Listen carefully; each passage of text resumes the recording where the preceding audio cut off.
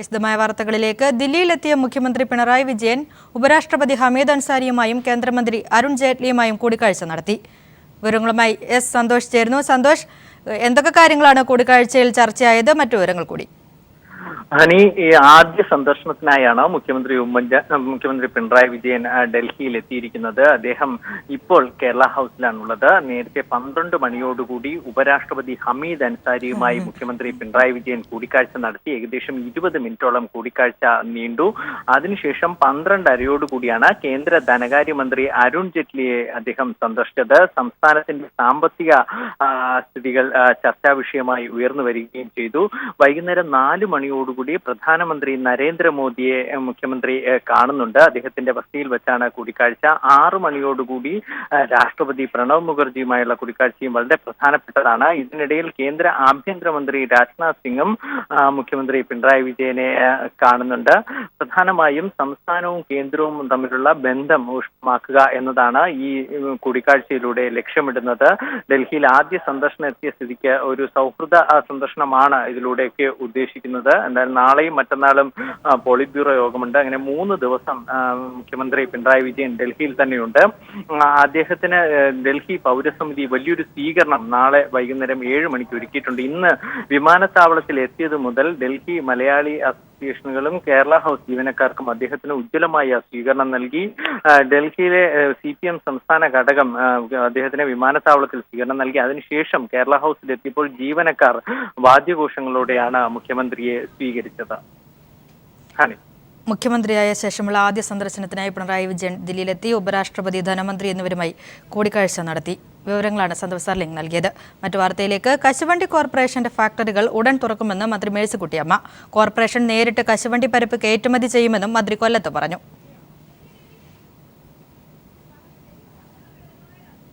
കൂടുതൽ വിവരങ്ങളുമായി രാജ്കുമാർ ചേർന്നു. രാജ്കുമാർ, എന്തൊക്കെ കാര്യങ്ങളാണ് മന്ത്രി പറഞ്ഞത്? കേരളത്തിലെ പരമ്പരാഗത മേഖലയിൽ പ്രത്യേകിച്ച് കശുവണ്ടി തൊഴിലാളികളുടെ ദുരിതത്തിലും പ്രതിസന്ധിയിലുമാണ് മുന്നോട്ട് പോകുന്നത്. കാഷ്യൂ കോർപ്പറേഷന്റെ മുഴുവനും ഫാക്ടറികൾ അടച്ചിട്ടിരിക്കുന്ന അവസ്ഥ. ഏതാണ്ട് സ്വകാര്യ കമ്പനികൾ തന്നെ 3/4% ഫാക്ടറികളും അടച്ചിട്ടിരിക്കുന്നു. അപ്പൊ ഈ പ്രതിസന്ധിയിൽ നിന്ന് കശുവണ്ടി തൊഴിലാളികളെ സംരക്ഷിക്കുക എന്ന ലക്ഷ്യത്തോടു കൂടിയാണ് ഗവൺമെന്റ് അടിയന്തര ശ്രദ്ധ നൽകിക്കൊണ്ട് പ്രശ്നത്തിൽ ഇപ്പോൾ ഇടപെട്ടിരിക്കുന്നത്.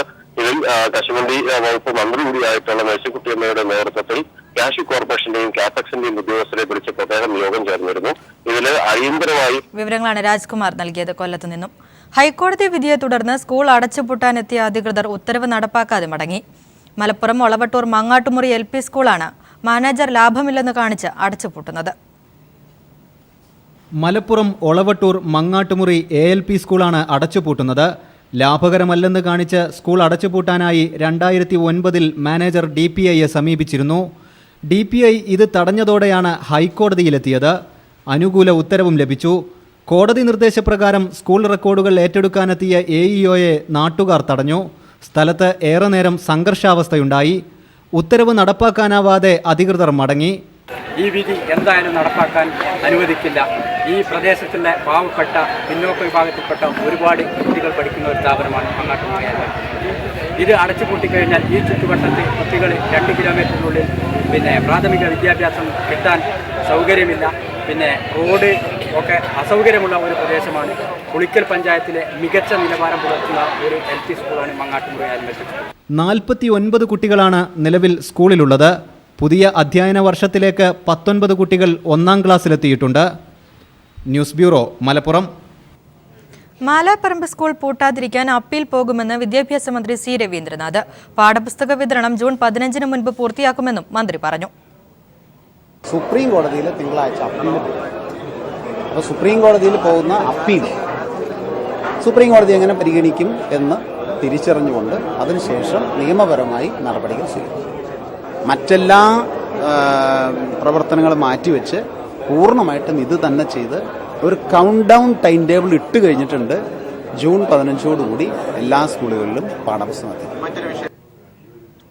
സംസ്ഥാനത്ത് ഉദ്യോഗസ്ഥരുടെ അലംഭാവത്തിൽ നെൽവയൽ നികത്തിയാൽ കർശന നടപടിയെന്ന് കൃഷിമന്ത്രി VS സുനിൽകുമാർ.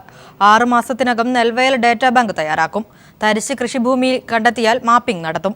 100 ദിന കർമ്മ പരിപാടിയിൽ നെൽകൃഷി ഉൾപ്പെടുത്തുമെന്നും മന്ത്രി തിരുവനന്തപുരത്ത് പറഞ്ഞു. ആ ഡാറ്റാ ബാങ്ക് വരുന്നതോടുകൂടി ആ നിയമം ശക്തമായ നിലയിൽ പ്രവർത്തിക്കാൻ സാധിക്കും എന്നുള്ളതാണ്. കൃഷി ഡിപ്പാർട്ട്മെന്റിന്റെ ഉദ്യോഗസ്ഥന്മാരുടെ അലംഭാവം കൊണ്ട് ഒരു ഇഞ്ച് ഭൂമി പോലും നികത്തുന്ന സാഹചര്യം ഉണ്ടാകാൻ പാടില്ല എന്നുള്ളതാണ്. അങ്ങനെ ഉണ്ടാകുന്നുണ്ടെങ്കിൽ കർക്കശമായിട്ടുള്ള നടപടി ഉണ്ടാവും എന്നുള്ളത് ഒരു വിട്ടുവീഴ്ചയില്ലാത്തൊരു കാര്യമാണ്. നമുക്കൊരു ഇഞ്ച് ഭൂമി പോലും ഇനി കൃഷിക്ക് വേണ്ടി അല്ലാതെ മാറ്റിവെക്കാൻ സാധ്യമല്ല. സജീവമായി നെൽകൃഷി ചെയ്യാതെ തരിച്ചു കിടക്കുന്ന ധാരാളം ഭൂമി ഓരോ കൃഷിഭവന്റെ കീഴിലുണ്ട്. അത് കേരളത്തിലെമ്പാടും നമ്മൾ മാപ്പ് ചെയ്യണം എന്ന് ഉദ്ദേശിക്കുന്നുണ്ട്. അതുകൊണ്ട് ഈ കരനെൽ കൃഷിയെ വ്യാപിപ്പിക്കാൻ നമ്മൾ ഉദ്ദേശിക്കുന്നുണ്ട്. ഹൈക്കോടതി വിധിയുടെ പശ്ചാത്തലത്തിൽ ഇടുക്കി ജില്ലയിലെ ദേവികുളം, ഉടുമ്പൻചോല താലൂക്കുകളിൽ ഉൾപ്പെട്ട 8 വില്ലേജുകളിലെ അനധികൃത നിർമ്മാണ പ്രവർത്തനങ്ങൾ തടഞ്ഞു. ദേവികുളം RDO ആണ് ഉത്തരവിട്ടത്. കൃഷിക്കും വീട് വയ്ക്കുന്നതിനുമായി നൽകിയ സ്ഥലങ്ങളിൽ വൻകിട റിസോർട്ട് മാഫിയകൾ വൻതോതിൽ നിർമ്മാണ പ്രവർത്തനങ്ങൾ നടത്തുന്നത് ശ്രദ്ധയിൽപ്പെട്ടതിനെ തുടർന്നാണ് RDOയുടെ നടപടി. ദേവികുളം, ഉടുമ്പൻചോല താലൂക്കുകളിൽപ്പെട്ട 8 വില്ലേജുകളിലായി നടക്കുന്ന അനധികൃത നിർമ്മാണ പ്രവർത്തനങ്ങൾ നിർത്തിവെക്കാനാണ് ദേവികുളം RDO ഉത്തരവിട്ടിരിക്കുന്നത്. ഈ താലൂക്കുകളിലെ ഭൂമിയുടെ പട്ടയം സംബന്ധിച്ച വിഷയത്തിൽ അന്തിമ തീരുമാനമാകാത്തതാണ് നിർമ്മാണ പ്രവർത്തനങ്ങൾ തടയാൻ കാരണമായിരിക്കുന്നത്. ഈ പ്രദേശത്തെ നിർമ്മാണ പ്രവർത്തനങ്ങൾക്ക് റവന്യൂ വകുപ്പിന്റെ അനുമതി ലഭിച്ചിരിക്കണമെന്ന 2010 ഹൈക്കോടതി വിധിയുടെ പശ്ചാത്തലത്തിലാണ് NOC ഇല്ലാതെ നിർമ്മാണം നടത്തുന്ന കെട്ടിടങ്ങളുടെ നിർമ്മാണ പ്രവർത്തനം RDO തടഞ്ഞത്. ദേവികുളം, ഉടുമ്പൻചോല താലൂക്കുകളിൽ മുൻകാലങ്ങളിൽ വിതരണം ചെയ്ത പട്ടയങ്ങൾ കൃഷിക്കോ വീട് വയ്ക്കുന്നതിനോ ആയി നൽകിയതായിരുന്നു. എന്നാൽ ഇതിന്റെ മറവിൽ വൻകിട റിസോർട്ടുകൾ ഈ മേഖലയിൽ വൻ നിർമ്മാണ പ്രവർത്തനങ്ങളാണ് നടത്തിവരുന്നത്. ദേവികുളം താലൂക്കിലെ KDH വില്ലേജ്, പള്ളിവാസൽ, ആനവരട്ടി, വെള്ളത്തൂവൽ, ഉടുമ്പൻചോല താലൂക്കിലെ ശാന്തൻപാറ, ആനവിലാസം, ബൈസൻവാലി, ചിന്നക്കനാൽ വില്ലേജുകളിലെ നിർമ്മാണ പ്രവർത്തനങ്ങളാണ് RDO ഉത്തരവിലൂടെ തടഞ്ഞിരിക്കുന്നത്. News bureau, Idukki. 10 വർഷം പഴക്കമുള്ള ഡീസൽ വാഹനങ്ങളുടെ ഗതാഗതവും രജിസ്ട്രേഷനും നിരോധിച്ച ഹരിത ട്രിബ്യൂണലിന്റെ വിധി കയ്യടിക്ക് വേണ്ടിയുള്ളതെന്ന് മന്ത്രി തോമസ് ഐസക്. വിധി സാമാന്യയുക്തിക്ക് നിരക്കാത്തതാണ്. വാഹനങ്ങൾ നിരോധിക്കുകയല്ല, പുനരുപയോഗിക്കുകയാണ് വേണ്ടത്. വിധി പൊതുഗതാഗത സംവിധാനത്തെ തകർക്കുമെന്നും അദ്ദേഹം പറഞ്ഞു. Kairali people news director NP ചന്ദ്രശേഖരനുമായി നടത്തിയ അന്യോന്യം പരിപാടിയിൽ സംസാരിക്കുകയായിരുന്നു അദ്ദേഹം. ഹരിത ട്രിബ്യൂണലിന്റെ സർക്യൂട്ട് കോർട്ടിൽ നിന്ന് ഇങ്ങനൊരു വിധി വന്നത് എന്നെ അത്ഭുതപ്പെടുന്നു. ഇത് ഏറ്റവും പരിസ്ഥിതി വിരുദ്ധ വിധിയാണ്. എങ്ങനെ അത് പറയാൻ പറ്റും? ഡീസൽ വാഹനങ്ങൾ ഉപയോഗിക്കുന്നത് പരിസ്ഥിതിക്ക് ദോഷകരമാണ് എന്നല്ലേ? പരിസ്ഥിതി പ്രസ്ഥാനത്തിന്റെ അടിസ്ഥാന പ്രമാണങ്ങളിലൊന്ന് റീയൂസ് ആണ്, ത്രോവേ അല്ല. നൗ റീയൂസ് ചെയ്യുമ്പോൾ ഈ പറഞ്ഞ പോലെ പഴയ എഞ്ചിനാണെങ്കിൽ കൂടുതൽ കാർബൺ ഡയോക്സൈഡും മറ്റും ഉൽപ്പാദിപ്പിക്കും. അപ്പോൾ നോക്കേണ്ടത് എന്താണെന്നറിയോ? ആ മലിനീകരണം നിയന്ത്രിക്കാനുള്ള സംവിധാനം ഉണ്ടോ? അത് ഉറപ്പുവരുത്താൻ വേണ്ടത്. അതല്ലാതെ 5 വർഷം കഴിയുമ്പോൾ വലിച്ചെറിയണമെന്ന് പറയലല്ല. വിപണിക്ക് വേണ്ടിയിട്ടുള്ള ഒരു വിധിയാണ് ഉണ്ടായത്. ഇത് ഒരു വിപണിക്ക് വേണ്ടിയിട്ടില്ല, കയ്യടി മേടിക്കാനുള്ള വിധിയാണ്. പക്ഷെ ഇത് ബൂമറാങ് ചെയ്യാണ്. കാരണം എനിക്ക് ഇത് സാമാന്യ യുക്തിക്ക് നിരക്കാത്തതാണ്, പരിസ്ഥിതി ആദർശങ്ങൾക്ക് നിരക്കാത്തതാണ്. 15 വർഷം നികുതി മേടിക്കുന്ന വണ്ടി 10 വർഷത്തിൽ നിർത്തിക്കോണമെന്ന് പറയുന്നത് എന്തിൻ്റെ അടിസ്ഥാനത്തിലാണ്? എന്ന് മാത്രമല്ല, ഇതിൻ്റെ പ്രത്യാഘാതം എന്താ?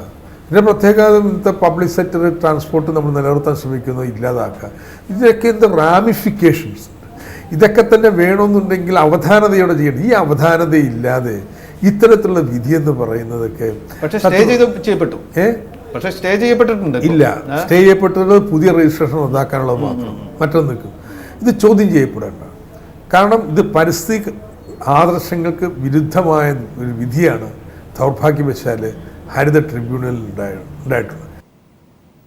പൂട്ടിയ ബാറുകൾ തുറക്കില്ലെന്ന് എക്സൈസ് മന്ത്രി TP രാമകൃഷ്ണൻ. മദ്യത്തിന്റെ ഉപഭോഗം കുറയ്ക്കുകയാണ് ലക്ഷ്യം. ബാറുകൾ പൂട്ടിയെന്നത് പ്രചാരവേല മാത്രമാണെന്നും മന്ത്രി പറഞ്ഞു. പൂട്ടിയതൊന്നും ഇപ്പോൾ തുറക്കാൻ പോകുന്നില്ല. എന്നാൽ നമ്മൾ മനസ്സിലാക്കേണ്ട ഒരു വസ്തുതയുണ്ട്. ഈ പൂട്ടി എന്ന് പറഞ്ഞ പല ബാറുകളും പൂട്ടിയിട്ടില്ല. അതിൽ ലിക്കർ ഒഴിവാക്കി. ഗവൺമെൻറ് ലക്ഷ്യമിടുന്നത് മദ്യത്തിൻ്റെ ഉപഭോഗം കുറയ്ക്കാനാണ്. അതിന് അതിവിപുലമായ നിലയിലുള്ള പ്രചാരവേല, വിദ്യാർത്ഥികളെ ഉൾപ്പെടെ പങ്കാളികളാക്കി അതിവിപുലമായ നിലയിലുള്ള ബോധവൽക്കരണം, മദ്യത്തിനെതിരായി മദ്യാസക്തിയിൽ ജനങ്ങളെ മോചിപ്പിക്കാൻ, ഇത്തരമൊരു നിലപാടാണ് ഗവൺമെൻറ് ലക്ഷ്യമിടുന്നത്. ഇനി മറ്റു ചില വാർത്തകൾ ചുരുക്കത്തിൽ. ഫ്രാൻസിൽ പുതിയ തൊഴിൽ നിയമങ്ങൾക്കെതിരെ തൊഴിലാളികൾ ആരംഭിച്ച പണിമുടക്ക് ശക്തമാകുന്നു. ആണവ നിലയങ്ങളിലേക്കും തുറമുഖങ്ങളിലേക്കും ഗതാഗത ശൃംഖലകളിലേക്കും സമരം വ്യാപിച്ചു. ഹോളിവുഡ് ചിത്രം ജംഗിൾ ബുക്ക് ഇന്ത്യയിലെ ബിഗ് സ്ക്രീനിൽ 50 ദിവസം തികച്ചു. ജോൺ ഫവീറോ സംവിധാനം ചെയ്ത ചിത്രം ഏപ്രിൽ 8-നാണ് വെള്ളിത്തിരയിലെത്തിയത്. കൊല്ലത്ത് 10 വയസ്സുകാരിയെ ലൈംഗികമായി പീഡിപ്പിച്ച കൗമാരക്കാരായ വിദ്യാർത്ഥികൾ അറസ്റ്റിൽ. തൃക്കോവിൽ വട്ടത്ത് കഴിഞ്ഞ തിങ്കളാഴ്ചയായിരുന്നു സംഭവം.